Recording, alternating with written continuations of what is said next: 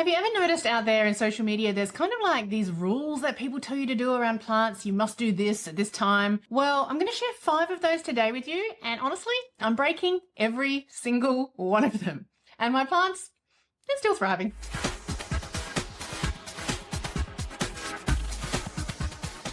So as we go through, I do have a whole tub of plants here that I'm going to just organize a little bit because it's a propagation station and it's grown like crazy.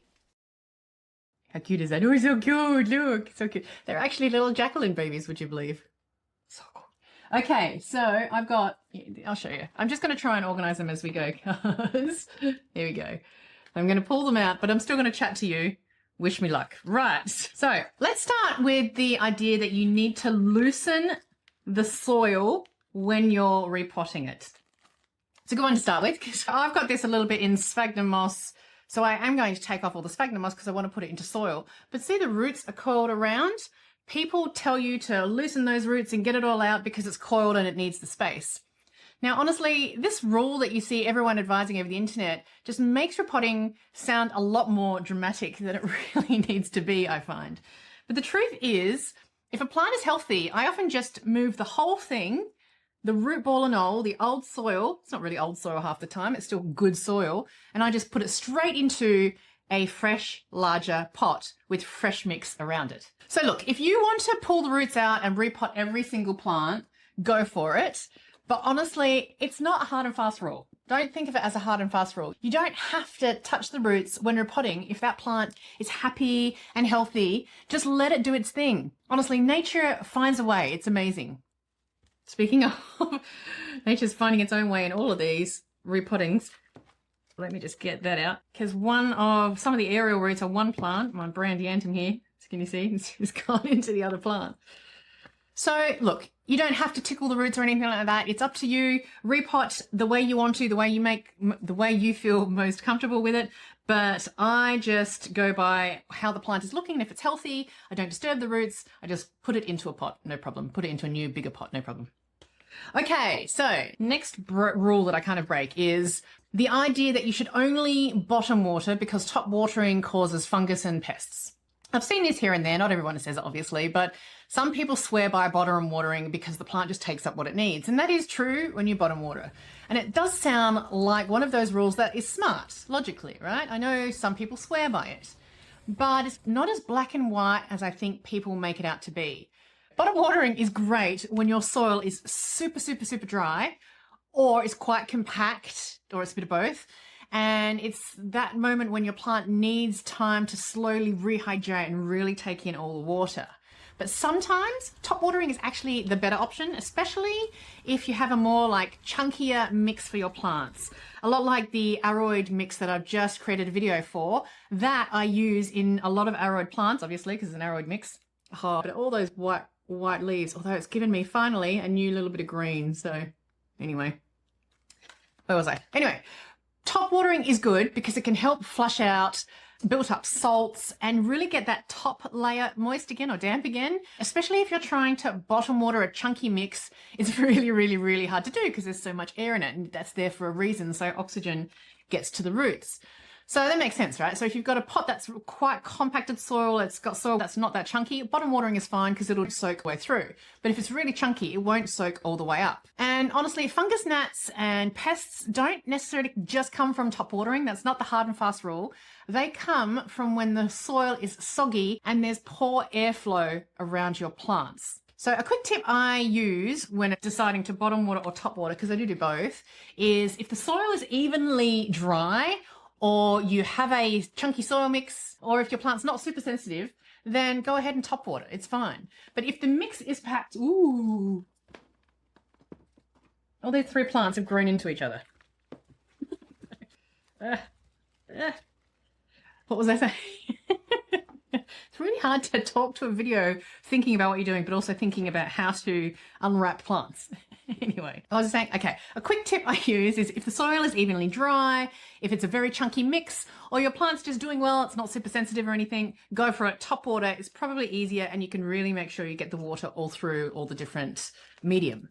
But if your mix is perhaps really hydrophobic, it's not taking up water easily when you top water it, it just drops down the side, or your plant is pulling away from the edges of that pot, or if it's not a chunky mix, it's a bit more of a compacting mix like I have with my frangipani trees, then bottom watering is easier for those because the plant just takes up the water it needs. You don't have to pick one and stick to it forever.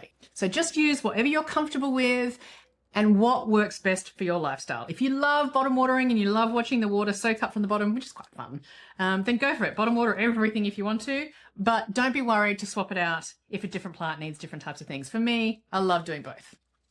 Okay, come on, planty, planty. There we go. Look at those roots coming out. I think I've probably left it in there too long. What do you think? So, time to repot you up in a much bigger pot. Okay, put you there. He was easy to separate, but he's got another long root. Wow.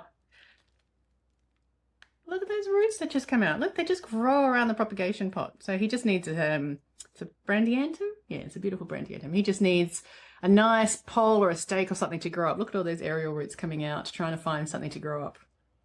You will, I promise you, bubbies, you will find something. I'll give you something, don't you worry. So speaking of watering, you know I love my trusty moisture meter. It's an amazing tool. It's there for one reason, to help you not overwater. But there is this idea around that you should wait until your moisture meter hits that 1 before watering. The very, very super, super, super dry. And look, that is right sometimes. I get why that's out there. I definitely wait for the meter to show a 1 on things like my Hoyas. They love to dry out fully between waterings. I have to make sure that my soil mix is completely dry before rewatering. But here's the thing. Your plant should be the reason you water, not just the number on the moisture meter. So for plants that like to dry out between waterings, absolutely wait for that 1. Wait for a super dry or dry plus on your meter. That's their sweet spot. But of course, for others that prefer consistent moisture like calatheas or ferns, or even alocasias, watering at a 3 or a 2 might be even better. You still got to wait for them to dry out a little bit. That's super important. You need to get oxygen to those roots, but you don't have to wait for it to be super dry. You can wait for that soil to go 2/3 dry or a half dry. It's up to you to get to know your plant just as much as understanding the tools. So don't treat the number 1 as gospel. Just treat it like a tool and learn about your plant's needs.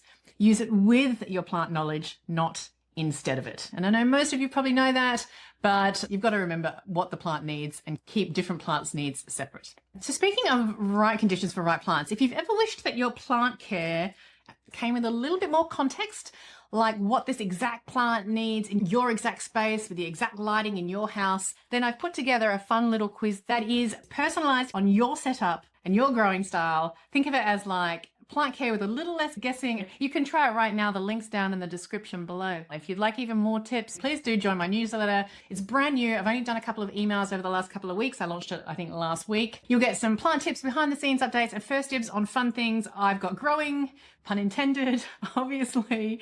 Honestly though, if you're interested, there's a link in the comments, or you can always just grab one of the freebies I have available also in the comments below, and that'll ask you to join the newsletter as well. And you get the freebie as well. So up to you, but I just do hope that I see you over in my newsletter. Okay, this is interesting. Oh, is that oh my gosh. I've just seen this, hold on. Do you remember my Monstera, for those of you who have been with me a while, do you remember my Monstera elbow cuttings where I looked at all of them? I had 13 different cuttings and one was just a tiny little nub and hadn't done anything. That's it. That's the new nub. It's now growing a second leaf. Oh my gosh. And it's just started to get new root growth. Is that new root growth? Yeah, it's just started new root growth. It's just started growing after 7 months, 8 months in a humidity tub. That's crazy. Obviously, it's a lot of moisture, which is why that white leaf has gone white, which is the brand newest leaf, which is a bit annoying. Probably won't go anywhere. It's all white now. But still, look at that. After 8 months of absolutely doing nothing with one little cutting, it's started growing. So don't give up on your cuttings if they're not damaged or anything. Keep it going. You'll be surprised sometimes how long they are dormant. Anyway, that was off track. Here's one that gets a lot of strong opinions, and that is cutting off all yellow leaves and damaged leaves right away. Now, this one does feel a little bit like it came from someone with a Pinterest perfect plant shelf. Wouldn't surprise me. But honestly, not every imperfect leaf needs to go. Life is not perfect. Your plants are not perfect either. They may look perfect in the background for other YouTubers like myself, but honestly, there's brown tips and little edges. That's how plants come, and you've still got to enjoy their beauty no matter what. Every plant is beautiful. Every person is beautiful. So please love imperfections as much as everything else. When it comes to a leaf, if the leaf still has green on it, that means that leaf can still do some photosynthesizing. It can still take the green in the leaf, get the light, and turn it into energy. It's still helping your plant. Now, do I prune? Absolutely. And I did mention that in a few videos ago, especially when the plant is full, growing well, and has plenty of healthy leaves. Go for it. Chop, chop, chop, remove what you want. Do it for the health, and even just do it for the looks of the plant. That's why your Pinterest perfect plant can start to come into play, because the plant is healthy, it's big, and it's got lots of leaves, and you can just take off the plant leaf that you don't like here and there, or the yellow one. But if the plant only has 3 or 4 leaves, or one is starting to yellow, then I recommend, honestly, leave it be. Personally, I leave yellow leaves on plants, if that makes sense, as long as possible. When they're baby plants, or when they're not doing so well and they're struggling to regrow or come back from an unhealthy situation, then even if that plant leaf is going yellow, keep it on there as long as you can, so that plant can still use the green from the leaf. It's not expending extra energy to keep that yellow to turn it back into green. That's not what happens. It's just using the energy that it can. So it's not wasted energy. It's actually extra energy, even if that leaf is half green and half yellow. So if you're not sure, honestly, it's a simple hack to me. Just try giving that leaf a gentle nudge. Is there one here I can use as an example? There we go. So something like that. I would leave them until they almost fall off. That's the yellow leaf there, but I'm going to leave him. But just to show you my tip, if you tug at the leaf and it comes off easily, like it just did then, I hardly ever touched it, then that means that leaf is ready to go. The plant is ready to give it up, put it back into the soil, you know, regenerate it for organic compost, and it'll do its thing. But if that leaf didn't come off so easily, I would just leave it alone. See, there's another leaf just here. It's half green, half yellow. That's not coming off. I'm going to leave it because that's still giving that plant energy, even if it is tiny, and it's still got new growth. And look, beautiful growth there. So it's up to you how you want to do it. But my tip is smaller plants that are still growing, leave the yellow leaves on if they've still got green and they're still helping the plant. So let me know in the comments, which plant rules have you stopped following? If there's one thing you could share with the world, what rule is it that you would break in plant care? Seriously, I want to hear all the rebel moves you guys are making out there with your plants, and they're still thriving. I know there's more than the 5 or 6 that I'm covering today. I want to hear them all, because you need to learn the rules to then learn how to break them. And as I said right at the beginning, something different always works for you in your space. So for those who do have a plant rule that they break, please share it in the comments below. I really want to hear all those rebel things around plant care. Really cool. Okay. Another rule I see a lot is, it's not a rule, I guess, but just there's something about self-watering pots at the moment that is all over social media. They have been for the last 12 or so months, and it seems to be the pot that solves all your plant problems.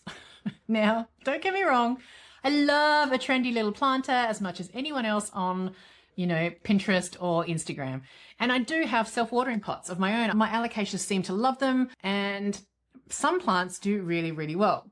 But I just want you to keep in mind that self-watering pots are tools, not miracle be-all answers for everything. They work great for plants that like steady moisture to keep their soil mix or potting mix damp. Peace lilies, ferns, my alocasias obviously, stuff like that. But they're not ideal for everything. Plants, for me, like Hoyas, snake plants, monsteras, they like to dry out between waterings. And if you're not careful, a self-watering pot can just throw that off completely. So if you do want to use them across your whole collection, I'm not going to stop you, obviously. It's your plants. As I keep saying, it's your environment. You do what you need to do, but just be mindful of self-watering plants. Make sure that plants that still need to dry out still get that drying time, even if they're in a self-watering pot. It's not about the pot, it's about the needs of the plant. And yes, I've definitely forgotten to refill one for 3 or 4 weeks at a time. So are they helpful? Absolutely. Are they foolproof? Not even close. Not for me anyway. Let's talk about the idea that if a plant isn't growing, it must be unhappy. I don't know if this is a rule or if it's just a general sense that we all just panic a little bit, and if the plant isn't showing us some sign of love, we think that something is wrong. But again, this thinking just honestly puts way too much pressure on that poor little plant and poor you as the plant parent. Just remember, growth isn't always visible in a plant. Just like humans, you can be growing physically or you can be growing mentally or emotionally. I mean, plants don't grow emotionally, I don't think, but sometimes plants are focusing on something like the roots, or they're adjusting to light, or honestly, they're just chilling because of the season. It's not always that they have to grow. They might just be happy not doing anything for a little while. No new leaves doesn't always mean your plant is failing. So instead of constantly watching for growth, focus more on the negative, I hate to say it, but start watching signs of stress or decline. It's a way more helpful signal. A quiet plant can still be a happy, healthy plant. Which brings me to this. While some plant care rules are totally okay to bend, there are just others that are completely plain wrong. Ice cubes on orchids, anyone? So while today I've given you permission to break a few rules, and I'm sure there's more, so again, add any more that I haven't thought about today in the comments below. Some things just really do need to be unlearned or forgotten or not followed. So if you're ready for that outdated advice that might be doing more harm than good to your plants, I want you to head on over to my next video right here. I go over some plant care myths I never follow and what to do instead. So go to this video next, and instead of breaking the rules, just know the rules that you need to completely chuck out the window. If this video has helped you feel that little bit more confident, that's my entire goal. Please do me a favor and hit that like button for me. Let me know that you've enjoyed the video content and you found it useful. Let's keep building our plant confidence together. And as always, bringing you leaves, love and laughter to end the video. Have a great week. I will see you in the next video right here. See you later. Bye.